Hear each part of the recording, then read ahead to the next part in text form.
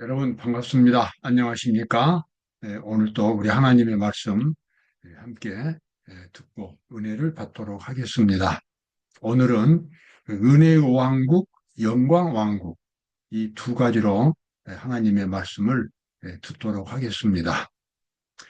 우리 그리스도인들이 영생을 바라보면서 지상에서 신앙생활을 할 때에 그것을 영역별로 구분을 해보면 은혜의 왕국과 영광의 왕국으로 구분할 수 있습니다. 은혜의 왕국은 예수님께서 재림하기 전에 그리스도인들이 이 지상에서 신앙생활을 할 때에 마음속에서 경험되는 하나님의 나라입니다.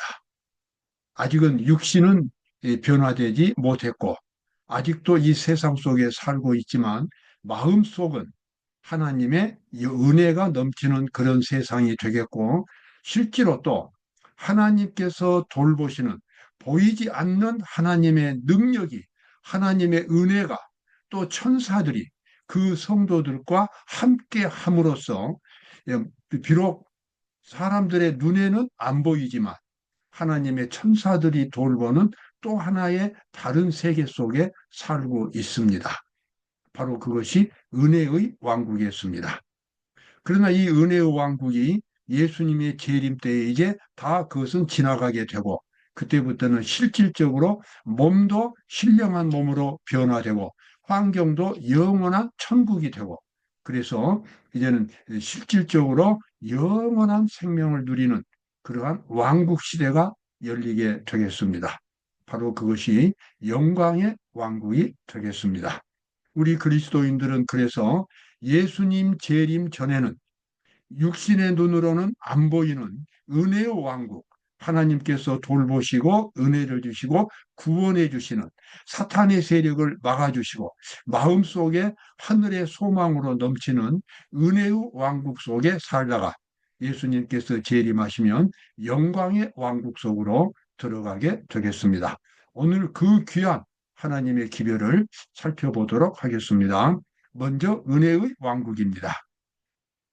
마태복음 6장 9절부터 10절에서 예수님은 주기도문에서 이렇게 말씀하셨습니다. 그러므로 너희는 이렇게 기도하라.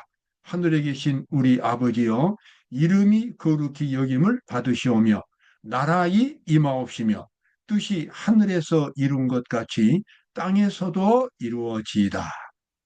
하나님의 뜻이 하늘에서 완전히 이루어진 것처럼 아버지 하나님, 이 땅에서도 하나님의 뜻이 완전히 이루어지게 해 주시옵소서. 이렇게 기도하라고 예수님은 가르쳐 주셨습니다. 또 사도행전 1장 7절부터 8절에 보면 예수님께서는 하늘로 승천하기 직전에 이 세상에서 건설될 은혜의 왕국을 이렇게 말씀하셨습니다. 오직 성령이 너희에게 임하시면 너희가 권능을 받고 예루살렘과 온 유대와 사마리아와 땅 끝까지 이르러 내 증인이 되리라 하시니라. 그래서 이 그리스도의 제자들은 온 세상 사람들에게 하나님의 복음을 전파합니다. 그래서 사람들이 그 하나님의 복음을 통해서 마음속에 천국을 경험하게 됩니다. 그리고 하나님의 약속이 그의 생활 속에서 이루어지게 됩니다. 하나님은 하나님을 믿고 따르는 그 성도들을 끊임없이 보살펴 주십니다. 일용할 양식을 주시고 필요한 것들을 채워 주십니다. 그리고 천사들을 보내셔서 그 성도들을 끊임없이 지켜 주십니다. 그리고 끊임없이 영원한 생명으로 인도하는 그와 같은 손길을 베푸십니다. 바로 눈에는 보이지 않지만 끊임없이 하나님의 영적인 불가시적인 그러한 능력이 그 성도들과 함께하는 그 영적인 환경, 바로 그것이 은혜의 왕국이 되겠습니다. 그래서 제자들은 사람들에게 예수 그리스도를 믿도록 권면하고 예수 그리스도를 믿음으로써 은혜의 왕국 속에 들어오라고 초청하고 있는 것입니다. 자, 골로새서 1장 13절 14절에서 보다 자세하게 그 내용이 나옵니다. 그가 우리를, 여기서 그분은 예수님입니다. 그가 우리를 흑암의 권세에서 건져내사 그의 사랑의 아들의 나라로 옮기셨으니 그 아들 안에서 우리가 구속 그 죄사함을 얻었도다. 여기 흑암의 권세에서 건져내사 그의 사랑의 아들의 나라. 여기서 이제 무슨 하나님 여기서 사랑의 아들은 예수님입니다. 그래서 예수님의 나라로 옮기셨다. 여기서 우리는 이 세상에는 비록 인간의 눈에는 보이지 않지만 하나님께서 통치하시는 은혜의 왕국이 있다는 것을 알 수 있습니다. 하나님의 백성들을 지켜주시고 하나님의 백성들을 끊임없이 필요한 것들을 채워주시는 그와 같은 은혜의 왕국, 그들을 끊임없이 천국으로 영생으로 인도하시는 그와 같은 은혜의 나라가 이 세상에는 있습니다. 자, 그래서 산상복음 108쪽에는 이렇게 나와 있습니다. 하나님의 은혜의 왕국은 죄와 반역으로 충만해 있는 마음들이 그분의 사랑의 주권에 날마다 굴복함으로써 지금 건설 중에 있다 그랬습니다. 그래서 우리 이 그리스도인들이 마음을 예수님께 바치고 죄에게 굴복하지 않고 하나님의 말씀에 순종하는 그와 같은 생활을 살게 될 때에 마음속에서 더욱더 많은 하나님의 은혜가 경험되고 하나님의 영감이 넘치고 그리고 인격은 점점 하나님의 형상대로 변화되고 그래서 매일매일 은혜의 왕국이 건설 중에 있다. 이렇게 말하고 있습니다. 이 은혜의 왕국의 건설 중에 있는데 이 은혜의 왕국에 들어가는 길은 사실 여러분 단순합니다. 우리 기독교는 마음의 종교고 사랑의 종교입니다. 진심으로 예수 그리스도를 영접해 받아들인다면 하나님의 말씀을 마음속에 진실한 마음으로 받아들이고 하나님의 뜻에 끝까지 순종하기로 결심한다면 그 사람은 매일매일 하나님의 은혜의 왕국 속에서 살아갈 수 있게 됩니다. 어떤 이 은혜의 왕국 속에 살기 위하여 어떤 아주 복잡한 신학을 연구하거나 계시를 받을 필요가 없습니다. 마음을 진정으로 예수님께 바칠 때에 마음속에 은혜의 왕국이 건설되고 그 사람의 생활 주변에 하나님의 또 능력이 역사하는 은혜의 왕국이 세워지게 되겠습니다. 자, 이번에는 이제 영광의 왕국을 보겠습니다. 자, 영광의 왕국은 여기 나와 있는 이미지가 있죠. 다니엘서 2장입니다. 참, 이 이미지는 아주 신비한 것입니다. 제가 이 이미지를 여러 번 제시를 하는데 그만큼 제가 자랑스럽게 여기고 하나님의 능력이 아니면 불가능한 신비한 이미지이기 때문에 그렇습니다. BC 500년경에 560년경에 신바벨론 제국의 느부갓네살 왕이 이와 같은 꿈을 꾼 것입니다. 머리는 금으로 되어 있고 가슴과 팔들은 은으로 되어 있고 그리고 허리는 구리로 양 다리는 철로 그리고 발과 발가락은 철과 진흙이 섞여 있는 아주 거대한 그런 신상을 느부갓네살 왕이 보았습니다. 왕은 이 꿈을 보았지만 나중에 잊어버렸고 그 아주 비상한 꿈을 대단히 알고자 했을 때에 유대인 포로 중에서 왔던 다니엘이란 사람이 하나님께 기도하고 그래서 하나님께서 보여주셨던 느부갓네살 왕에게 보여주셨던 이 이미지를 똑같은 이미지를 하나님께서 다니엘에게 보여주셨고 이번에 이제 다니엘에게는 그 의미까지도 보여주셨습니다.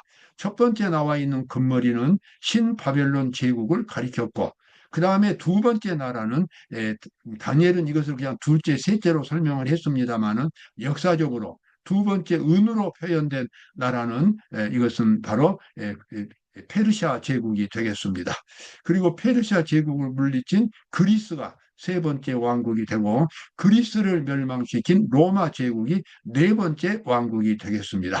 그리고 로마는 어떤 한 나라에 의해서 망한 것이 아니라 동쪽에서 유럽 동쪽에서 몰려오는 게르만 민족에 의해서 멸망이 되었고 오늘날 유럽 영국이나 프랑스나 독일이나 스페인이나 여러 국가들로 이제 분할이 되었습니다. 그래서 이 철과 진흙이 섞여 있고 발가락으로 갈라진 이와 같은 신상이었습니다. 이와 같은 신상이 다니엘은 둘째, 셋째, 넷째 이렇게 설명을 했지만 역사가 지난 오늘 우리가 볼 때는 이것은 하나님의 능력이 아니고는 불가능한 것입니다. 어찌 사람이 1년이나 2년 후의 일을 예언할 수 있겠습니까?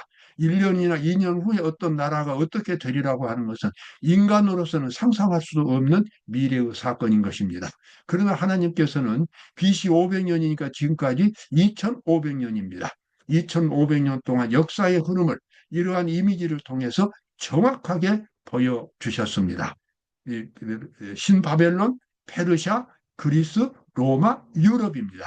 그런데 이 신상은 단순히 여기서 끝나지 않습니다. 사람의 손이 되지 않는 어떤 신비한 돌이 날아와서 이 신상에 발을 때렸습니다.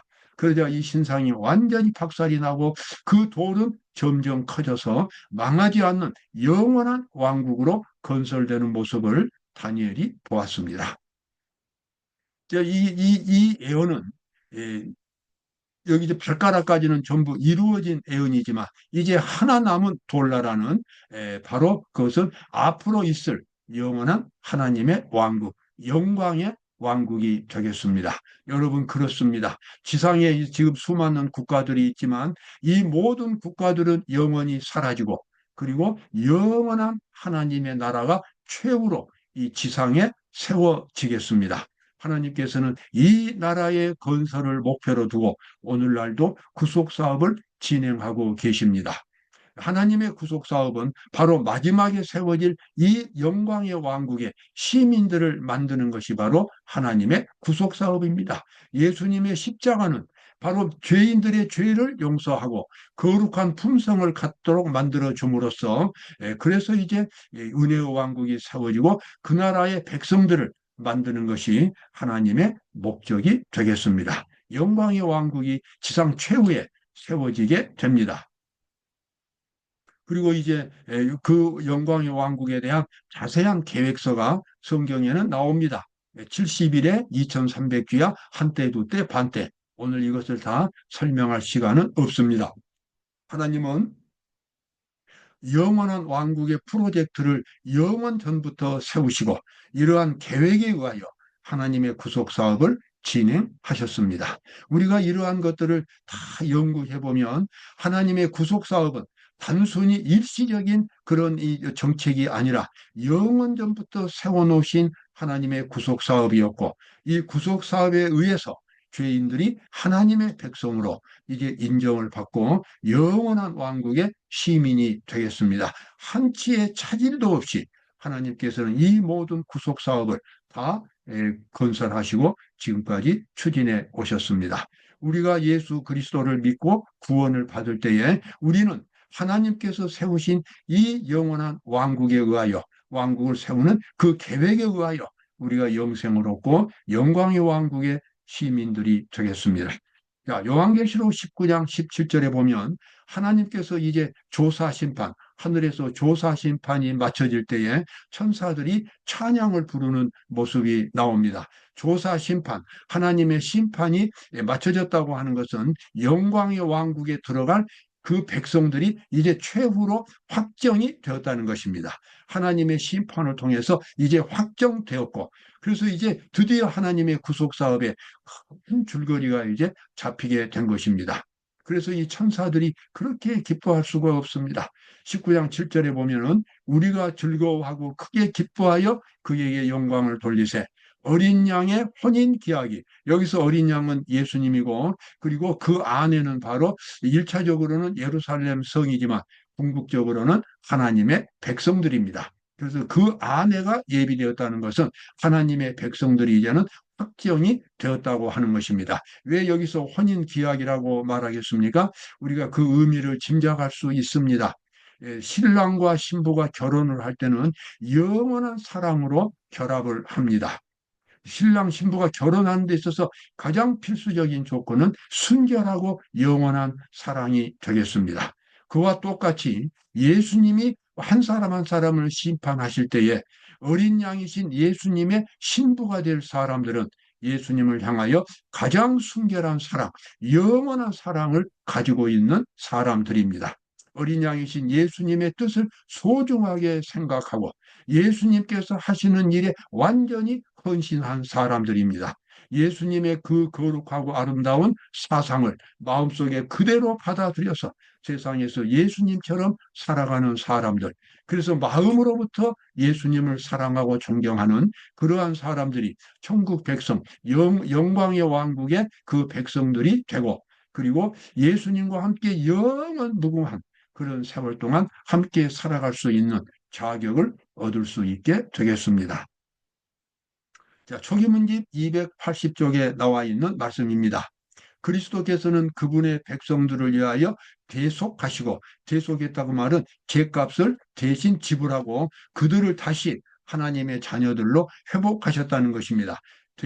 대속하시고 그들의 죄를 도말하심으로 인하여, 도말했다고 말은 그들이 죄를 반복해서 짓지 않도록, 다시 짓지 않도록 마음을 변화시켜 주셨다는 것입니다. 그래서 이제는 마음으로부터, 정신적으로부터 하나님의 율법을 순종할 수 있는 사람이 된 것입니다. 바로 그것이 속죄고 죄의 도말입니다. 그래서 그들의 죄를 도말하심으로 인하여 그의 왕국을 받으셨다. 그리고 그곳에 살 거민들이 결정되었다. 어린 양의 혼인이 이루어졌다. 여러분, 가장 순결하고 아름다운 마음으로 예수님을 바라보시기 바랍니다. 예수님께 나아오시기 바랍니다. 예수님의 그 아가페의 거룩한 사랑이 여러분과 저의 삶의 원칙이 되어야만 하겠습니다. 그리고 그 정신에 의해서 우리가 우리의 인격과 품성이 하나님의 형상으로 변화되고 하나님의 율법을 순종할 수 있게 되고, 그래서 영원한 왕국에 들어갈 수 있는 그와 같은 실질적인 자격을 갖출 수 있게 되겠습니다. 자, 그 거룩한 백성들이 살아갈 수 있는 새 예루살렘 성이 하나님께로부터 내려옵니다.